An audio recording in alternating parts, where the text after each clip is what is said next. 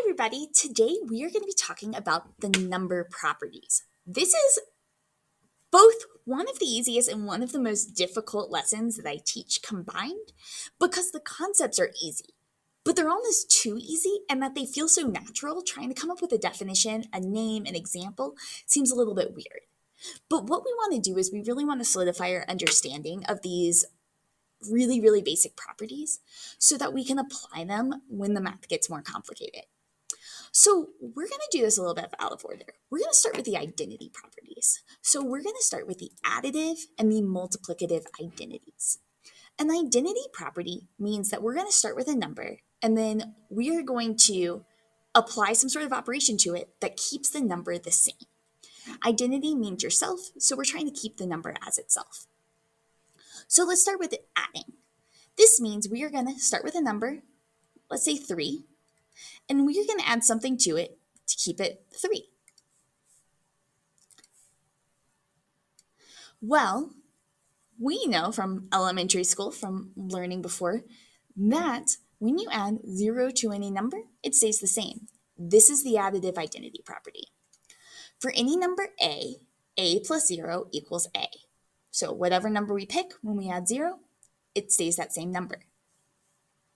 The multiplicative identity is going to be very similar. Let's stay with 3. We are going to multiply something by 3 so it stays equaling 3. Well, we know that to keep a number the same when we're multiplying, we need to multiply by 1. So for any number a times 1 equals a. These are our identity properties. Next, we're going to look at our inverse properties. The inverse properties are a little bit different. For the additive inverse, we are going to be coming up with numbers that add to equal 0. And for the multiplicative inverse, we're going to be finding numbers that multiply to equal 1. So the additive inverse property says, and this is written wrong, for any number a plus negative a equals 0. So I'm going to stay with 3 because 3 is a nice, easy number. 3 plus negative 3 equals 0. Any number plus its opposite. Opposite means the number with a switch sign. So when we talk about a and negative a, these are opposites. Any number plus its opposite always equals 0.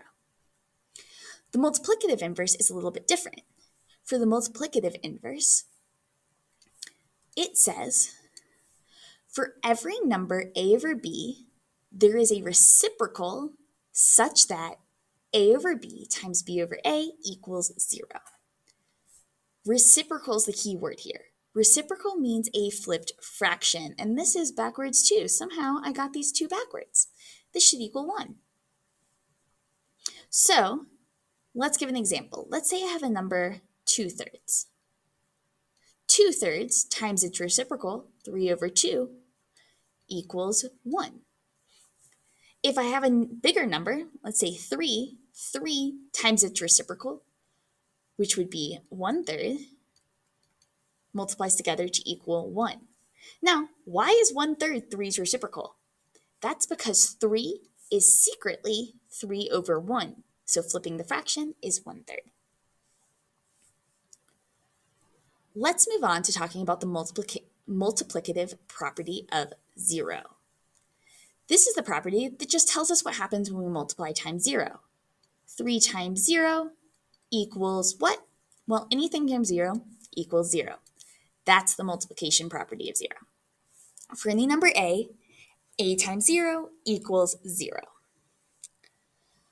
Our last two properties are going to deal a little bit less with adding and multiplication and a little bit more with the order of numbers. So the commutative property says for any numbers a and b, a plus b equals b plus a, and a times b equals b times a. In layman's terms, we can rearrange addition and multiplication. So I'm going to write a nice easy example for us. 1 plus 2, which we know is 3, is equal to the same as 2 plus 1. We can rearrange the order for addition and multiplication. The associative property is very, very similar. I like to think of the associative property as associate. So the associative property is all about groups, and in groups, we associate.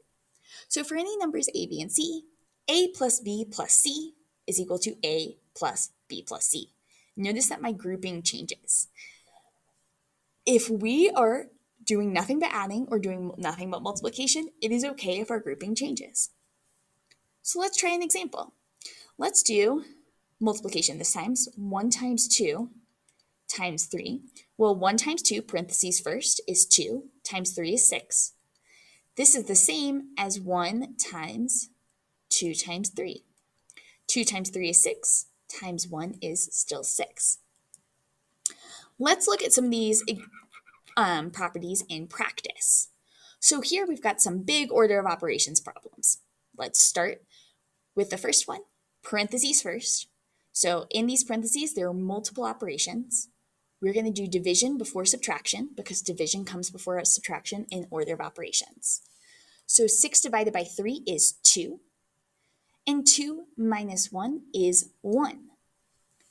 Now, we're going to do multiplication from left to right using all of those awesome using our order of operations and some of the properties we learned today. Well, 2 times 1, this is the multiplicative identity property. We know that anything times 1 is itself. So 2 times 1 is 2. Now I have 2 times 1/2. 1/2 is the reciprocal of 2.